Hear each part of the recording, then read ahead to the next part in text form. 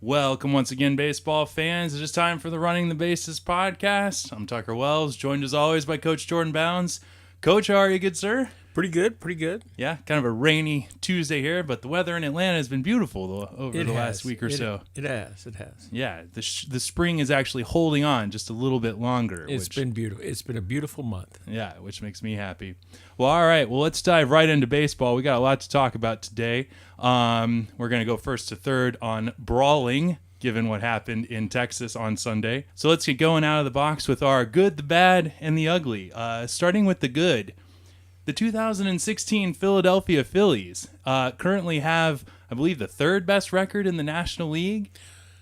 Who would have thought it? I mean, it's what an amazing rebuild. I mean, I don't think they're going to continue with this, but it's been great.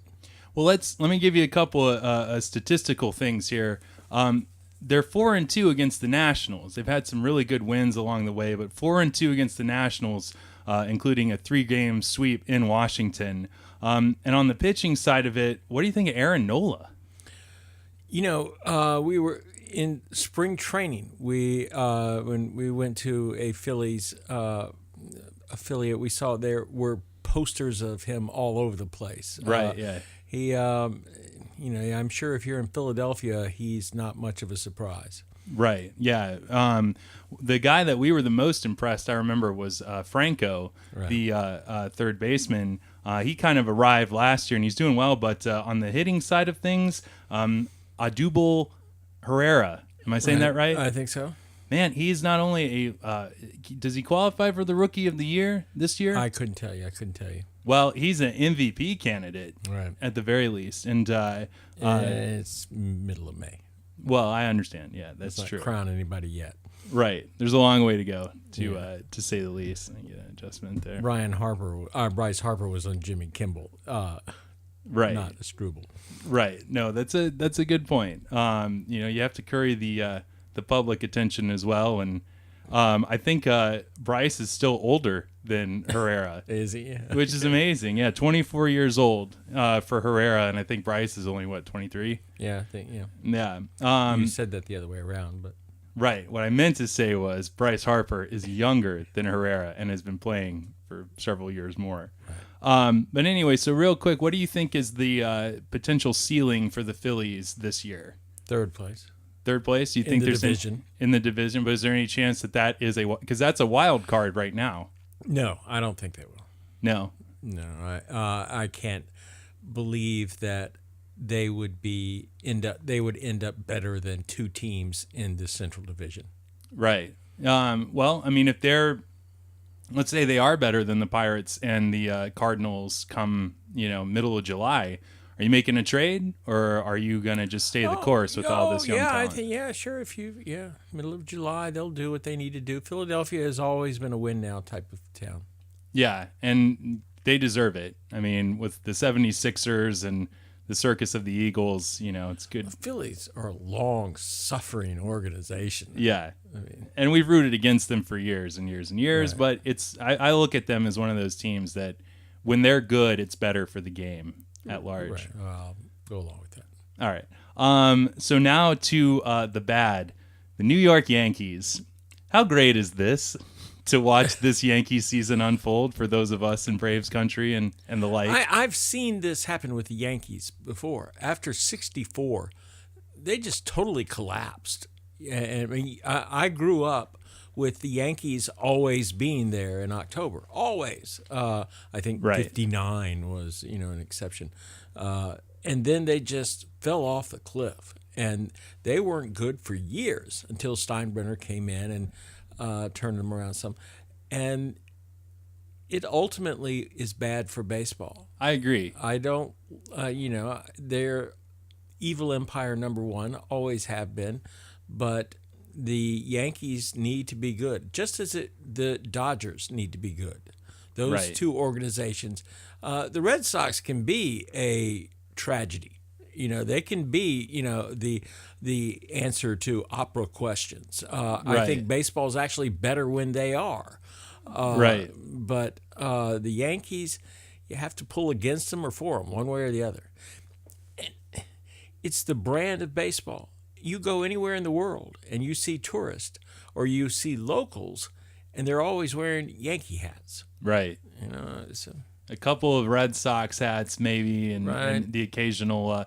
Do you think that with how good the Cubs are right now, and let's assume that this goes on for many years, that you'll start seeing more Cubs hats in the world at large? Part of it's because it's New York. Right. It's the gateway into the United States. You know, Sure. New York means, you know, if you were seeing Israeli hats, they would be for Jerusalem, not Tel Aviv. Right. Yeah, and if you're seeing France hats, it'd probably be for Paris and not, Gadog. Yeah, probably so. Right. Well, yeah, I mean, I haven't seen the Yankees be this bad certainly in my lifetime or in my, years as a baseball fan. And it's so blatant comeuppance for signing all of these veterans to these huge contracts past their primes.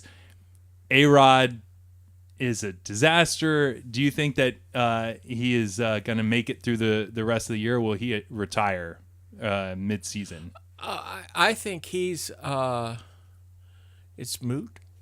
Well, yeah. You know, I don't really care. I think it's interesting that Tanaka won't go ahead and have surgery. You know, right? Yeah. Big question is Sabathia. How good will this 48-year-old pitcher be when he comes back? No. Well, let me give you some fun stats because again, I'm really enjoying this. They're 3 of their top 5 starters, and I use the word top loosely.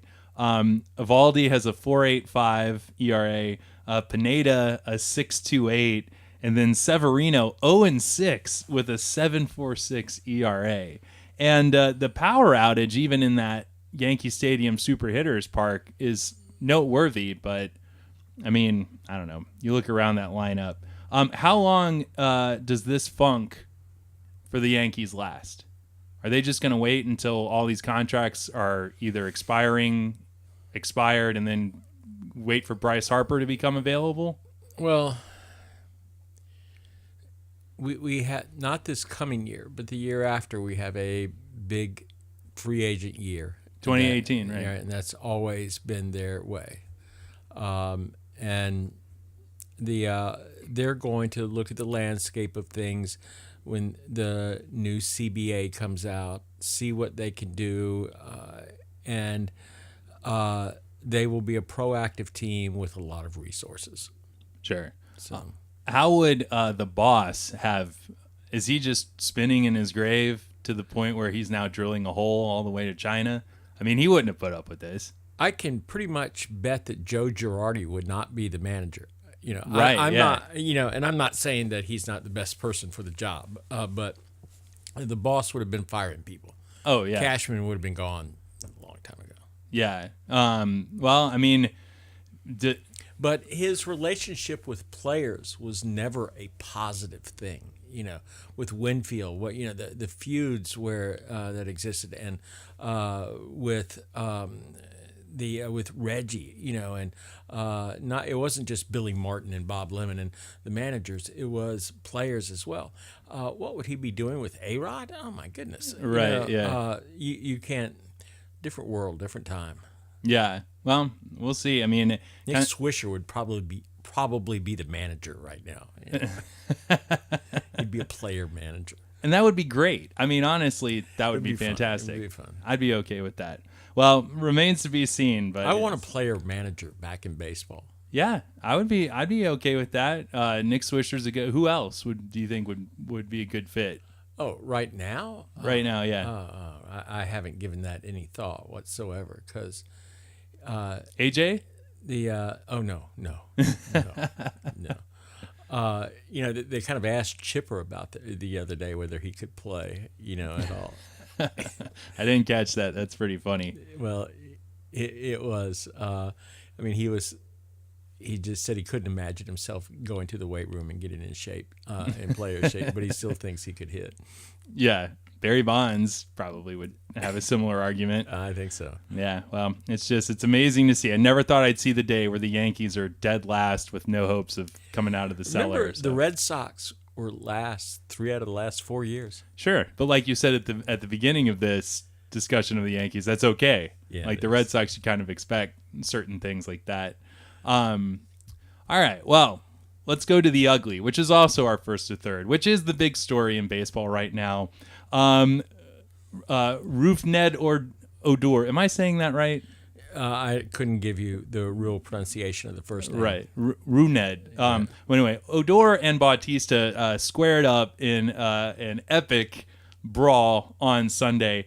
Let me ask you this first. What was more impressive to you, Odor's punch or Bautista staying on his feet? It did show that Bautista could take a punch because he got a full punch. That is no lie. But that punch was cinematic. I mean, it was. That's better than Rocky's. They got all 4 through 6 camera angles on it and everything. Right? Yeah. The follow through and the fact that Joey Bats' helmet flies off and his Odor's glasses. Right. Well, okay. So now the discussion. Where are we with brawls in baseball? Because we're at the time of the year where the Stanley Cup playoffs are going on, and it's certainly fighting is very much a part of hockey. And yet, baseball is coming under all this criticism about unwritten rules. Something like Sunday happens. How did you feel about it? Oh, it's so immature. It's so petty. Just between Rangers and Blue Jays, or everybody, all of it. I mean, Odor supposedly showing exception to Joey Bats' bat flip, which was great. If you can't flip a bat in a decision game in the playoffs in the 7th inning at home when you put your team, and the Rangers are crying like somebody killed their firstborn child. It's absurd. Odor has a history of this sort of stuff. He's a punk. We've seen him do this in the minor leagues as well. Joey Bats also is, for what we've there's an undertone in baseball. There are a lot of people in baseball that don't like him. Yeah, absolutely. But he likes a lot of people on Twitter. Yes, he does. Yeah. Right, Chinese administration. But the whole idea of fights in baseball, I think. Well, first of all, these unwritten rules. Bryce Harper is right. We got to make baseball fun. That bat flip was great. If you can't flip it like that at that time, when are you ever going to be able to do it? This is, now when McCann stops Carlos Gomez from, wasn't it Gomez? Oh, yeah. Public enemy number one. Yeah, from coming home, I was like, and right. I was all for it. But no, not anymore. This is antiquated. It is backwards behavior. It is Roger McDowell 5 or 6 years ago saying something about gay people in San Francisco. Right. It is, as a people, as a society, we have gone beyond this sort of thing. This is, baseball rules are right there with the HB2 rule in North Carolina. It's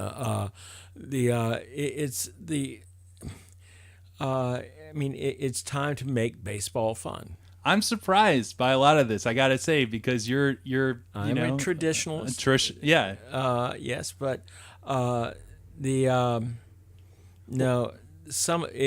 it's gone too far. When the brawls, we were talking about this and what were the worst brawls that we've seen in this sort of thing, and admittedly they were at the time they were fun, some of them, sure, but the worst ones become incredibly dangerous, and suppose look at the Braves' fate if they late in the year somebody throws at somebody's head and they get in a fight and Dansby Swanson's just been brought up and somebody crushes his knee, in a fight like this. These things. Well, Joey Bats himself on a contract year. Right. There you go. Yeah. There you go. You're right. Well, one of the most infamous games that featured a brawl, actually featured multiple, and was dubbed the Bean Brawl game, August of 1984, right here in Atlanta, Georgia. Were you at that game? No, it happened in San Diego.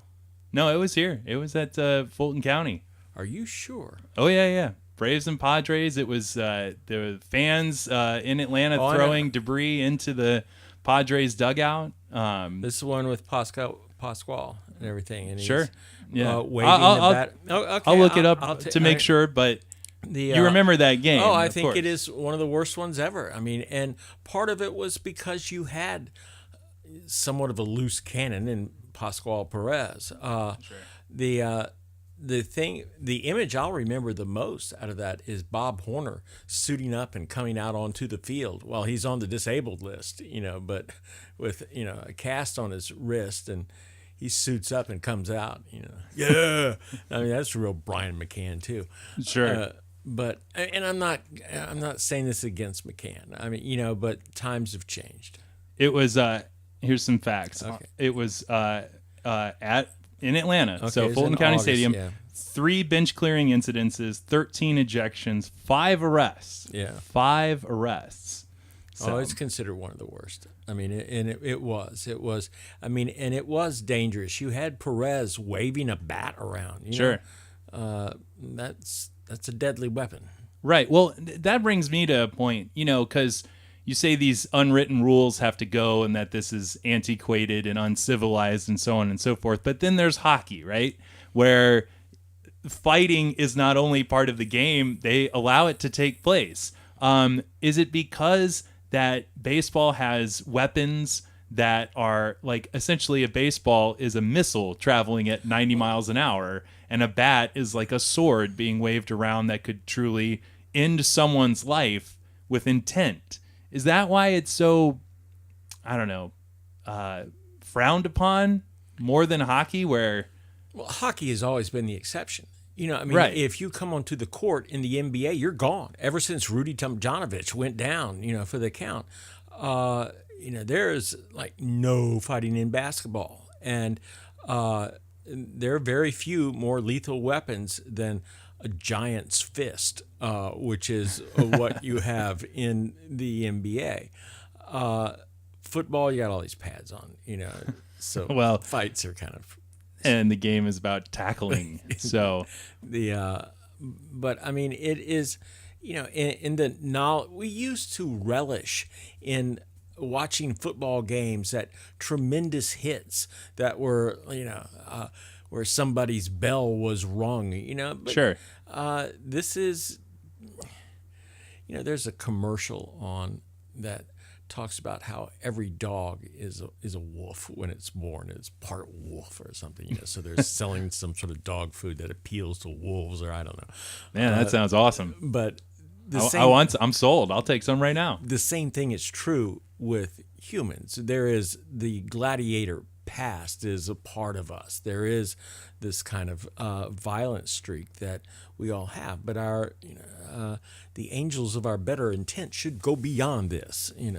Yeah, that's true. I can see that. And even in sport and stuff, where we can appreciate the aesthetic and the beauty and everything of sports without having to see somebody's bell get rung, and the same thing is true. We have a sport devoted to that, boxing. So yeah, right. And now MMA, which is right. I don't know what you would call that. I mean, I remember going to a game in when I was in high school, and it was Braves and Phillies, and multiple brawls, fights broke out during that game, and I was truly disgusted as a fan, and I was disgusted as other fans were getting riled up by this. When I watched the Toronto game last year against the Rangers, that was the seeds of what took place this past weekend. I was appalled. I was just sick to my stomach to see how that crowd was getting so hostile and really calling for violence. There is always that kind of mob mentality when you Right. are, it is the fervor that has created the end zone at Oakland games and the dog pound in Cleveland. It is, it's a part of who we are. You know? And maybe that is why when you see a fight in baseball versus any other sport, it seems more frightening because it's truly a mob. I mean, in hockey, they do let it, all right, you two sort this out, and then you're both going to go to the penalty box. But in baseball, it's going to take on mob mentality between the players. So I can see that. And I can see, again, how the fact that the weaponry that is available in baseball, unlike other sports, makes it seem that much more medieval and dangerous. Although we are in a Game of Thrones culture as well. So, but that's neither here nor there. Was there ever a time that you felt that, fights and brawls were an important part of the psychological advantage in baseball? For instance, A-Rod versus Varitek in 2004. Jason Varitek goes at A-Rod, who everyone in Boston hates with a passion at that moment, turned the season around for the Red Sox. By many accounts, that was the big turning point. That's the one that everyone looks to. That's when that season really got going for the Red Sox, and they go on to rewrite history. I do think there are things that bring teams together, that unify teams, and a fight can certainly do that. There are. I'm going to get off the track for a second, but that's fine. That's why it's a podcast. Yeah, all right. So, I used to take kids to Europe all the time. First trip I take, we're going to London, Paris, and Rome. I thought it was going to be a one-time deal. Hit the big three. In Paris, we got in this huge fight where bottles were broken and knives were pulled and everything. And I'm horrified. We had a kid lose a tooth, a broken nose, but we pretty much wreaked havoc on Paris. But still, after I'm just still horrified by all of this. And one of the only times my son and I have ever fought together. But I'm going to not assume that you fought against each other. No. Several times. We were fighting Parisians whose names we did not know. Okay. And but after every trip, I always ask kids what was their favorite part of the trip. What was their favorite thing they did. To every one of them said the fight. And even the one who lost his tooth, and the one who had a broken nose, both of them were like the fight was. There is something about this that is innate within us. When you are in a fight, you afterwards there is like an exhilaration inside of you. I mean, you're always hurt, even if you quote win end quote the fight. You're always hurting, at least your hands are. But there's something in us that, and a fight can bring together a team. Sure, it can. There are other things that can bring together a team. Seems like the White Sox were brought together by Adam LaRoche's kid this year, of all things. Sure. Or a squirrel running across the field. Right. It can be a monkey, perhaps. Right. I don't think in '65 when McCovey. When Marichal hits Roseboro over the head with a bat, I don't think that brought either team together. Most fight and the fight you're talking about with in Atlanta was that '84. 84, yeah. They were kind of a together team. By the way, notice all these biggest brawls. How many times Joe Torre is there? Right. Well, as I was compiling a list of famous or infamous brawls to talk about, 2003 with Pedro and the Zimmer was like top of the list, and that was. Where does that rank to you? As far as awful scenes go, Pedro Martinez throwing an 80-year-old Don Zimmer 72, I think, or 74. What? Well, when Pedro and Zim went at it was 2003. Zimmerman, a bench coach for the Yankees. Right. So what did you? But he wasn't 80 yet. Oh, so he was getting close to it or something. Right. He was an old man. He was an old man, and Pedro's throwing him to the ground. Was that the most horrific scene you've seen in a fight, a baseball fight? No. Marichal hitting Roseboro is without a doubt. Was it the most shameful, maybe, or the most embarrassing? It was bad, but it was kind of like Pedro, and Pedro started the whole thing. He's the one that's throwing everybody's head all the time. But he was just kind of like trying to push Zimmer out of the way, and Zimmer, Zimmer went charging. He was. I mean, he was a crazy old man coming at him. Pedro's pushing him away, and he went flying. It was like one of those hits where you hit somebody in football, and you're like, I did that, as you saw the guy go flying through the air. Right. It was a bit of an Olay, and Right. Joey Bats coming in with his hands down. That was his own fault. Yeah. In a lot of ways, that was his own fault. So are we? You talk about there's something inside us that, is the fight or flight surge, the adrenaline. And certainly when you have testosterone fueled men playing this game of competition, it's going to escalate to this point, especially considering that Joey Bats went hard into Odor. Before that, you had Prince Fielder getting beaned. And then you go back to last year, so on and so forth. And last year being a playoff game, the emotions running high anyway. How do we expect baseball to stop this, or players to I don't know, do they all have to take sensitivity courses at the beginning of the year, or No, you will. The NBA stopped it. well, that's true. The NBA stopped it, and it used to be a big problem. Yeah. They're like, you don't get to play anymore, ever. Right. So, I mean, you can stop it. So much depends on the CBA again. They're sliding into second, not nearly as significant as a brawl that of that magnitude.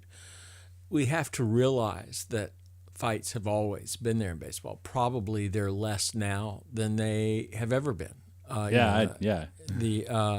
The stories of some of the old players, in the aughts and stuff. And I remember growing up hearing a story where Frank Robinson slid into Ed Matthews really hard at third, and as he popped up, Eddie Matthews popped him back down. And Frank Robinson was just such a fierce player, but Eddie Matthews didn't take anything from everybody anyway.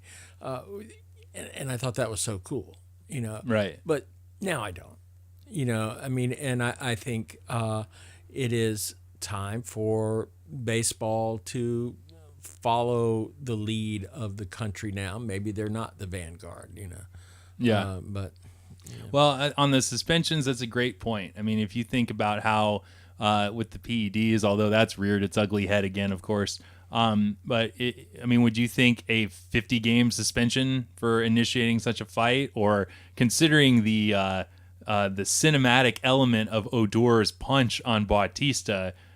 Is that something that you would suspend him for a year or kick him out of baseball? No, I don't think you can kick him out of baseball. But yeah, I also don't think that punch is any worse than Pedro throwing at somebody's head. Right. That's a great point. And no, you shouldn't charge the mound. That should never be allowed.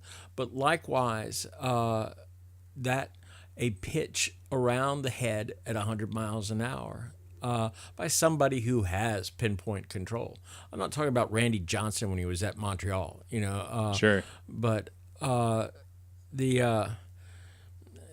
And Pedro's following in the footsteps of several other pitchers. Nolan Ryan threw at your head all the time. So did Gibson. So did Dries. I mean, Do you think that this may be something that could spur the removal of the DH?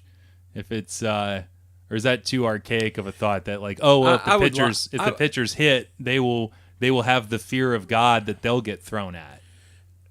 You would think that there probably has been a study as to how many the percentage of hit batsmen in the American League versus the National League, and I bet there are more percentage-wise in the American League, even taking into the account the ninth place hitter. But that's getting back to the old unwritten rules of baseball. That right. You threw at our guy, we'll throw at your guy. No, you shouldn't be throwing at anybody's head, period. You can go in tight, brush somebody back, and but you shouldn't be throwing at somebody's head. And there are pitchers that have made a living off that forever. Right. That's It's part of baseball. High and tight and low and away. Right. It's part of baseball, but we need to amputate that part, I guess. Not amputate it. We or need have to it removed. Controlled. Yeah, through suspension, perhaps. I don't know. We'll see. One other thing where you were talking about how fights can spur on a team, and this falls, one of the most visual fights of all time is the Pete Rose Bud Harrelson fight, which occurs in the playoffs, and there aren't many that occur in the playoffs. Yeah, involving the Reds and Mets, I think twice over, because wasn't their big fight in '85? Yeah, is that a playoff game? No, that was Davis versus Knight. I think that was just the regular season. Anyway, yeah, 1973. But Pete Rose was the catalyst for that team. They didn't all like him, but right. But he was the one that came in and threw dirt in your face before the game started, and he would take on anybody. He ends a catcher's career in an all-star game. It was maniacal, but it also was the catalyst for that team. Whatever you want to say about it. So could this sort of thing stir you on? Sure. But sometimes we have to. It's going to take a long time for an athlete to start seeing what's happening here. Look at how long it's taken for the NFL to realize that they got people dropping dead left and right because they're getting hit on the head all the time. Right. I heard somebody today this weekend who, I forgot his name, but he was like somebody who's like half past dead from the concussions, and he was like, "But if Cleveland calls today, I'd go play again."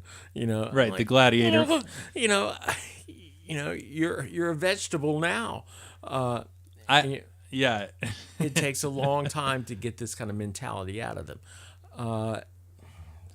Yeah, and if you have to oppose it young, that's for sure. It has to be established from an early age, little league, that fighting is not a part of the game, and safety first, to put it overtly cliche. I always try and shy away from using actual war references to compare to things like sports, because war is hell.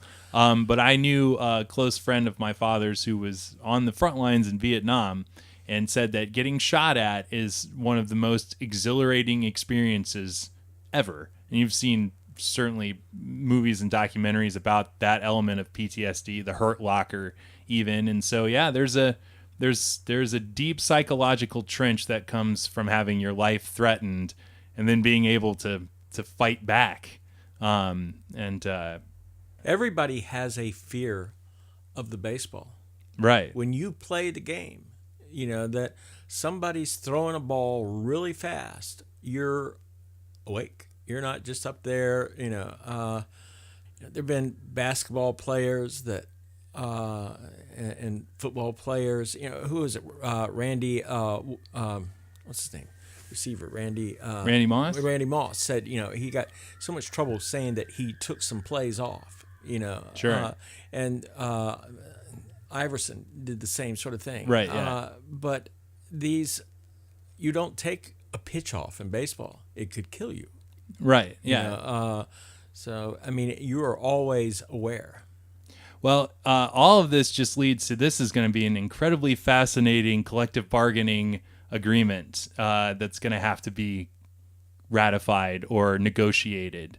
There are so many things piling on at this point. I heard today that the speed of games has slowed. So the game itself is now running about 9 minutes longer on average than last year, with all these pace of play rules and stuff that went into effect last year. And that replays are taking longer and longer because of all these new slide rules and things like that. So I don't know. All this these huge issues going on. Overregulate the game either. I mean, and that's this fear with the replays. I think my problem. We can revisit replays at another time. But I think it has really decreased the ability or the umpiring in general. Right. They rely on it now. I want to add one thing. When you were talking about your good, the bad, the ugly, yeah, I think there's a real good in that you look at tonight, and we have Mad Max throwing against Thor, and Bumgardner's throwing, and Kershaw's throwing, and what's his name in Houston is throwing. There's so many good young players right now, and so many good pitchers. You look at it. I can't wait to watch the Nationals play the Mets tonight. Two teams that I really don't like. Right. Yeah. But, likewise. But what a great game that will be. Oh, sure. I mean, baseball needs to really take advantage of just how many great ball players there are right now. Young ball players with seemingly unlimited potential. And so because of that point alone, I personally am all for doing whatever it takes to speed up the game and remove these black eyes, no pun intended. Notice, I think another story over the week with the extended backstops everywhere. The bat goes over the top of one in Fenway and still hits somebody. Yeah. There's only so much you can do. I mean, you Right. know, the game is the game. And speaking of the great pitching, Max Scherzer in his 20 strikeout game, we can do a whole special on that, but that took place during our off week. But that was incredible. What a masterful performance. I mean, he's throwing the changing of speeds that he had control over in that game, and against a quality opponent, If you look at the other four pitchers that have struck out that many people in a regular inning game, their game after that, they all won, and they all pitched well. Of course, they didn't dominate as well, but Sure. where you have two by Clemens, Kerry Wood, and Randy Johnson. Yeah, and Randy Johnson, yeah. Yeah, Randy in the same year that he threw a perfect game against Yeah. the Atlanta Braves. I was at that game. Yes, I know. All right, so coming into home, news today. Freddie Gonzalez is out as the manager of the Braves. So some quick thoughts on this. Brian Snitker steps in as the interim manager. Do you think that this is strictly interim for Snitker, or will he be legitimately considered to be the manager once it goes to the offseason? I think I thought it was really interesting that he is the interim. It makes some sense. He's there in Gwinnett. I mean, he doesn't have to come far. Right. Depending on traffic. Right. But Sorry. still, and he has some managerial experience. We were both kind of looking to see if Eddie or Pendleton would be the interim. Looking at this was inevitable that Freddie was gone. Sure. They have both advanced somewhat. The bench coach, what's his name, Tosco, was fired as well, and TP is going to take over as a bench coach, and Eddie's going to be at first base. That to me, I'll enjoy seeing Eddie on the field. Oh yeah. That will, and maybe this is putting both of them into a position where all three of them can apply for the job. When it comes open, and they're doing kind of service to the people inside the organization. I think right now I would still guess that Bud Black is going to end up being the manager. The fact that Bud Black doesn't have a job right now suggests that he's probably maybe had a phone call or two with could have John Hart or Sherholt saying like, "Hey, just sit this one out." Right. It's and Bud Black, goes to an awful Padres team and coaches them while they really bite. Does a better than job than people thought he could. That may be what they want in Atlanta as well, unfortunately.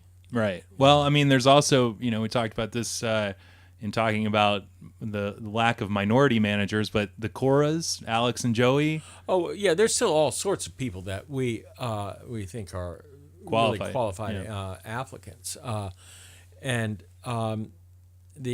quite frankly, I thought that was a consideration with Freddie staying around as long as he did. I do think it was interesting that they got rid of Tosca. It'll be interesting to see if the rest of the if we're looking for a new pitching coach at the end of the year, or something. There's a lot to say what's going to happen. Sure. Now, kind of a final thought. It's really hard to win a race when you're driving a Dodge Stratus versus a Ferrari. Do we, or do you think that Freddie was given the proper assets to be successful? And I guess you can't blame this year on him at all. Exactly. He's done some stupid things. He continues to have, his idea of how to, putting Freeman, batting him sixth one time. I mean, and having Ibar at the top of the lineup for so long. I mean, you just see Freddie doing Freddie things over and over again. But Freddie was fired when he left Kimbrel in the bullpen in the playoff game. In 2012? Right. That one game playoff? Yes, Or in the when he didn't bring Kimbrel in, his days were numbered from that point on. Yeah. Wow. That's a Machiavellian almost to think it was 4 years in the making. Well, I mean, what was the point firing him last year? Yeah. Make somebody else go through this, Yeah. And so if you had to put a wager on it, who is the Braves manager opening day 2017? It would be a tough wager. Right now, I would say Bud Black. Yeah. All right. But, And then who would be your dark horse candidate? Dark horse candidate. TP. TV. Because, moving him into bench coach, that is, they're at least giving him the opportunity to apply. Right. And then hopefully, for Snitker, if he doesn't become full-time, he's at least had a half season to audition for maybe another team. Although, he's been around forever, with in Atlanta and with he was our third base coach for a decade, it seems like. Oh, yeah. Of course, everybody in Atlanta wants it to be Chipper. Right. Yeah. And then that would be probably my dark horse candidate. And Chipper probably wants it to be Chipper, too. Yeah. It probably won't be. He likes to spend a lot of time doing recreational things, so we'll have to see. It's a full-time job, Coach. It is a full-time job. Well, all right. I'm not saying he'd be good. I'd like it, but I'm not saying it.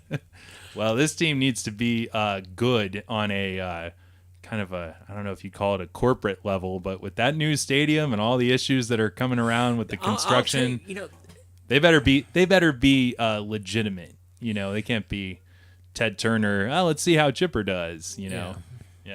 There needs to be a long-term plan. You were going to say?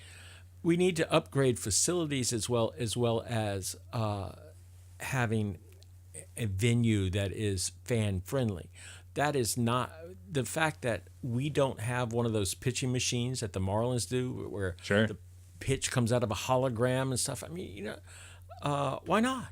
Yeah. We invest in everything else. Invest in a tool that'll make your players better. Yeah, right. Well, we'll see. It will remain to be seen what all the bells and whistles are going to be at the new stadium. Right now we can't get the grass cut. Yeah, that's a problem. And we can't build the bridge that gets pedestrians safely to the place where they are paying to see baseball. So, yeah, a lot of interesting things remaining to be seen with that here in Atlanta. So, well, all right. Well, this is great. So, of course, thank you to everyone who's listening on the internet radio land of SoundCloud and iTunes and watching us on our fantastic YouTube channel. Make sure you follow us on Twitter at Running the Base, like us on Facebook, and find everything Running the Bases at our website, runningthebases.com. So for Coach Bounds, I'm Tucker Wells. This is the Running the Bases podcast. We are coming into home and we're safe, Coach. You have a good night, good sir. Thank you. Good night.